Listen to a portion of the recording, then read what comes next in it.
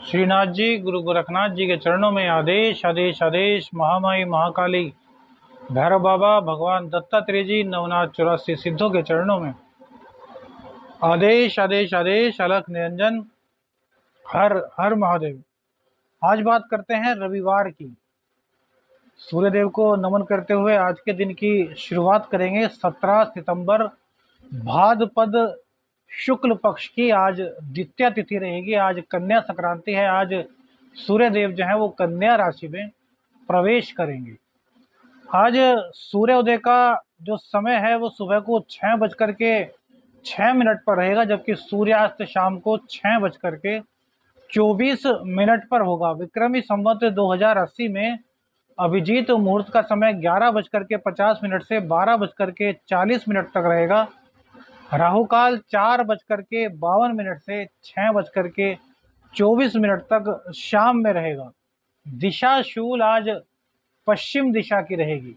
यह राशिफल आपकी चंद्र राशि के आधार पर है। यदि आप अपनी चंद्र राशि नहीं जानते तो नाम राशि के आधार पर राशिफल को देख सकते हैं।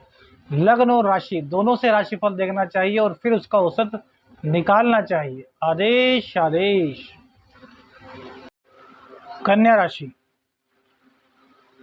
चंद्रदेव आज अपने ही नक्षत्र में गोचर करेंगे और मंगल देव के साथ आपके लग्न में ही आज चंद्रदेव उपस्थित रहेंगे। सूर्यदेव भी आज कन्या राशि में ही आ जाएंगे।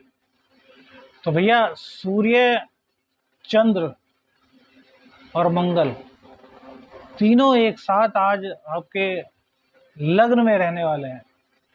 चंद्रदेव बहुत तेज गति से बढ़ते हुए तुला राशि की ओर अग्रसर हैं, जबकि सूर्यदेव अभी 0 डिग्री पर ही रहेंगे। तो चंद्र और सूर्य में बहुत दूरी रहेगी, इसलिए अमावस्या योग का निर्माण यहाँ पर नहीं होने वाला। मंगल और चंद्र की युति सर्वश्रेष्ठ युति है। सूर्य और मंगल दोनों ही अग्नि तत्वीय ग्रह एक साथ आज आपके लग्न में विराजमान रहेंगे। शुक्रदेव आपके 11वें भाव में और बुध देवता आपके पंचम राशि अर्थात सिंह राशि में 12वें घर में विराजमान रहेंगे। राहु बृहस्पति अष्टम में, जबकि शनिदेव आपके षष्ठ स्थान में गोचर करेंगे।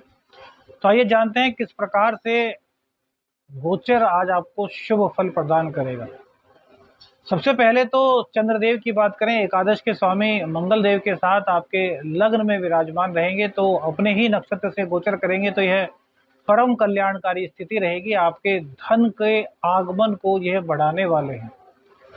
आज कहीं ना कहीं से कोई ऐसी चीज आपको प्राप्त हो सकती है जिसकी आप काफी दिनों से तलाश में थे। अब चाहे वो आपका कोई पुराना मित्र हो, कोई पुराना आपने कोई टेंडर वगैरह डाला हो, वो आपको अभी तक ना प्राप्त हो, तो वो सब आपको मिलेगा। हाँ, इतना जरूर है कि गुस्से के कारण आप अपना नुकसान कर सकते हैं, क्योंकि लग्न में मंगल देव विराजमान है। तो मंगल देव क्या है, जल्दबाजी में निर्णय कराते हैं, और चंद्रदेव भी जल्दबाजी के लिए ही जाने जाते हैं, क्योंकि चंद्रदेव की गति बहुत तेज है। तो जल्दबाजी में निर्णय करने से आज आपको बचना होगा। एक और बात, चतुर्थ स्थान के स्वामी नैसर्गिक स्वामी चंद्रदेव होते हैं और ये लग्न में बैठेंगे। तो देखिए, माँ का आशीर्वाद ऐसे में आपके लिए एक बहुत बड़ा अभेद्य चक्र के समान होगा। वैसे तो माँ का आशीर्वाद, माँ की दुआ हमेशा ही अभेद्य चक्र के रूप में आपकी सहायता करती है, लेकिन आज के लिए यह विशेष दिन रहेगा, क्योंकि कारण यह है कि सूर्यदेव भी यहाँ पर आ जाएंगे। पिता, माता और सेनापति तीनों लग्न से आपके संबंध बना रहे हैं। सूर्यदेव को नैसर्गिक कारक अगर देखा जाए तो वो पंचम के स्वामी होते हैं और चंद्रदेव चतुर्थ के। तो चतुर्थ पंचम के स्वामी आपके लग्न में आ रहे हैं, तो ये बहुत ही दिव्य महायोग का निर्माण करेगा, जिससे आपके सभी बिगड़े हुए कार्य बनेंगे। आज का दिन आपके लिए ऐतिहासिक भी हो सकता है कुछ विषयों में, जैसे कि प्रेम संबंधों में यदि किसी भी तरह की कोई गलतफहमी थी, कोई दिक्कत थी, तो वह दिक्कत आज पूर्ण रूप से समाप्त हो जाएगी। क्यों? इसका कारण क्या है? सूर्यदेव अब तक अपने ही घर में बैठे हुए थे, षष्ठ भाव को देख रहे थे, तो वो रोग रिपु ऋण को तो परास्त करने का काम कर रहे थे, लेकिन शुक्र और शनि के आमने सामने का जो समसप्तक योग बन रहा था, वह कहीं ना कहीं कुछ ना कुछ दिक्कत पैदा कर रहा था, आपके व्यय को बढ़ा रहा था। लेकिन व्यय में आपके कमी होगी ऐसा नहीं कह सकता, क्योंकि व्ययेश होकर के आपके सूर्यदेव लग्न में आ रहे हैं, तो खर्चे तो आपके अधिक होंगे। यात्रा आज आपकी हो सकती है, कोई दूर की यात्रा भी आप कर सकते हैं, क्योंकि आपके जो व्ययेश है वो लग्न में आ रहे हैं।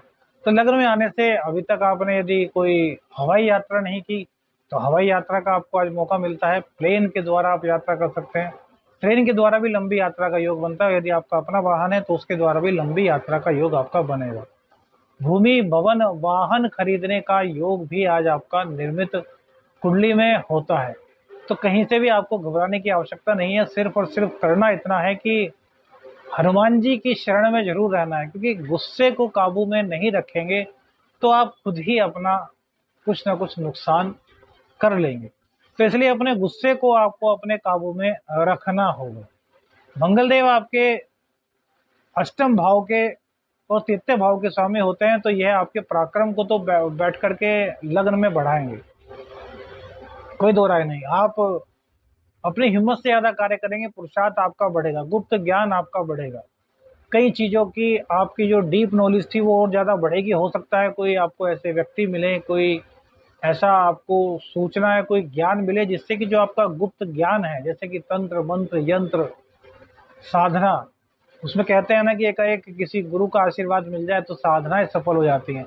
आज वो मिलेगा, क्योंकि सूर्यदेव भी लग्न में आ गए, आत्मा के कारक हैं। आत्मा जब लग्न से संबंध बनाती है तो आध्यात्म में रुचि बढ़ती है, और आध्यात्मिक गतिविधियों में कुछ न कुछ डीप नॉलेज की प्राप्ति होती है। हालांकि आज से शुरुआत होगी सूर्यदेव के लग्न में जाने की, तो अभी तो ये 0 डिग्री पर हैं, बहुत कमजोर हैं, लेकिन आते ही अपना कुछ ना कुछ प्रभाव तो ये देंगे ही।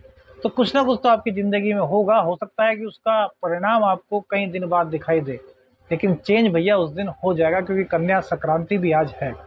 शनिदेव रोग रिपो ऋण को आपके समाप्त करेंगे। चोट चपेट दुर्घटना की आशंका आपको कहीं ना कहीं आज हो सकती है। जीवन साथी से मतभेद, जीवन साथी से तनाव, जीवन साथी से कलह, जीवन साथी का स्वास्थ्य खराब, इस तरह की दिक्कतें आज आपको हो सकती हैं। तो इसमें आपको थोड़ा सा अपने धैर्य का सहारा लेना होगा। आपको किसी भी हालत में अपना आपा नहीं खोना है। कह दिया जीवन साथी ने 2 बात तो कोई बात नहीं, उनसे ज्यादा साथ आपका कौन देता है? जीवन भर का साथी, जीवन साथी। लोग ऐसे ही कह देते हैं यार क्या है, अरे भैया जीवन साथी होता है, पूरी जीवन उसके साथ बंधा होता है।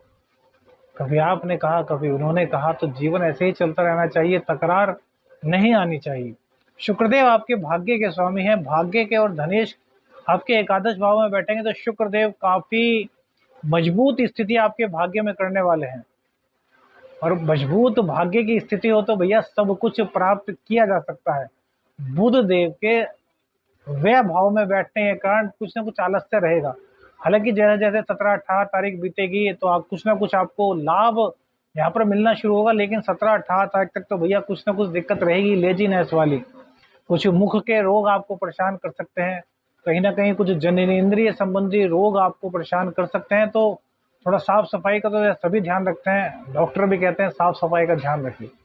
साफ सफाई तो भला कौन नहीं रखता, 100 में से कोई 1-2 आदमी ही होंगे जिनके की लग्नेश बुरी तरीके से पीड़ित होगा जो ऐसा नहीं करते। लेकिन एक्स्ट्रा केयर करने की इसमें सलाह जरूर दी जाएगी, क्योंकि भैया जब बुधदेव की बात आती है तो ये अपना रिजल्ट बहुत जल्दी और काफी अंदर तक का दे देते हैं। तो यहाँ पर थोड़ा सा आपको यह ध्यान रखना होगा, क्योंकि राहु बृहस्पति अष्टम स्थान में बैठे हुए हैं।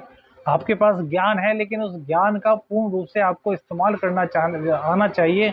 तो उस ज्ञान का पूर्ण रूप से इस्तेमाल आप तभी कर पाएंगे जब आपका लग्नेश मजबूत स्थिति में हो। लेकिन लग्नेश व्यय भाव में जाकर के इस टाइम पीड़ित हो चुका है, तो थोड़ा सा सोचिए, विचारिए, गंभीरता से निर्णय कीजिए। जल्दबाजी में कोई निर्णय आपको नहीं लेना है।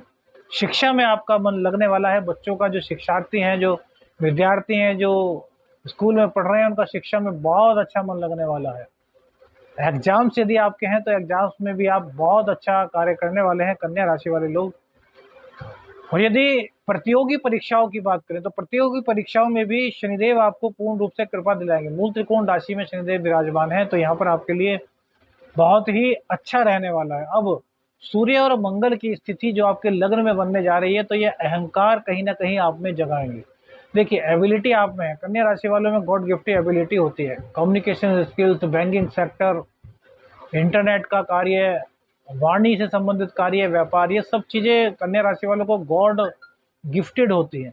लेकिन सूर्य देव जो है यहाँ पर आते हैं और साथ में मंगल देव बैठते हैं, दोनों अग्नि तत्व होते हैं। तो अग्नि तत्व होने से अहंकार, गुस्से का जल्दी आना, यह चीजें आपको काफी हद तक प्रभावित करेंगी। तो मेडिटेशन का सहारा अभी से लीजिए। सूर्य भगवान को रोजाना घी से, देसी घी से, शुद्ध देसी घी से, गाय का घी मिल जाए तो बहुत ही अच्छा, सोने पे सुहागा। अर्घ देना प्रदान कर दीजिए। इससे क्या होगा, सूर्य और मंगल की दृष्टि सप्तम भाव पर पड़ेगी तो यह कहीं ना कहीं दाम्पत्य में तो दिक्कत पैदा करेगी ना, तो दाम्पत्य में दिक्कत पैदा ही ना हो, इसके लिए सूर्य भगवान को भी प्रसन्न कीजिए। और देखिए, हम तो यह कहते हैं कि सबसे बड़े हैं महादेव महादेवी। तो महादेव महादेवी का आप ध्यान कीजिए, उनका नमन कीजिए, शिव तांडव स्तोत्र का पाठ कीजिए, शिव रुद्राष्टकम का पाठ कीजिए। देखिए, रुद्र अष्टकम ये क्या है कि 8 पहरे हैं और इसमें भगवान शिव की महिमा को गाया गया है और अपने कष्टों को समाप्त करने की शिव भगवान से प्रार्थना की गई है। तो जो शिव जी से रोज प्रार्थना करता है, शिव जी के रोज गुण गाता है, उनके स्वरूपों का एक तरीके से वाचन करता है, सुनाता है दूसरों को। अब आप घर में यदि तेज आवाज में उसको बोलेंगे तो घर के सभी सदस्य सुनेंगे, तो उन सभी सदस्यों को भी लाभ होगा और आपको भी लाभ होगा। तो आपके सभी प्रकार के कष्ट दूर होंगे, क्योंकि महादेव और महादेवी से बड़ा कुछ नहीं, सब कुछ शिव शक्ति में ही समाहित है। तो भगवान शिव का रोजाना दूध से अभिषेक, शिव तांडव स्तोत्र, शिव रुद्राष्टकम का पाठ, ये बहुत ही कल्याणकारी होगा और आपके जीवन के सभी कष्टों को दूर कर देगा। कोई पुराना मित्र, कोई पुरानी चीज आपको आज प्राप्त हो सकती है, आध्यात्म से भी आप जुड़ सकते हैं, कोई आध्यात्मिक गुरु आपको मिल सकते हैं। लेकिन एक चीज का ध्यान रखना है कि किसी पर भी आंख मूंद करके विश्वास नहीं करना है, और दूसरी बात, जल्दबाजी में निर्णय नहीं लेना है। आदेश आदेश, अलख निरंजन, हर हर महादेव।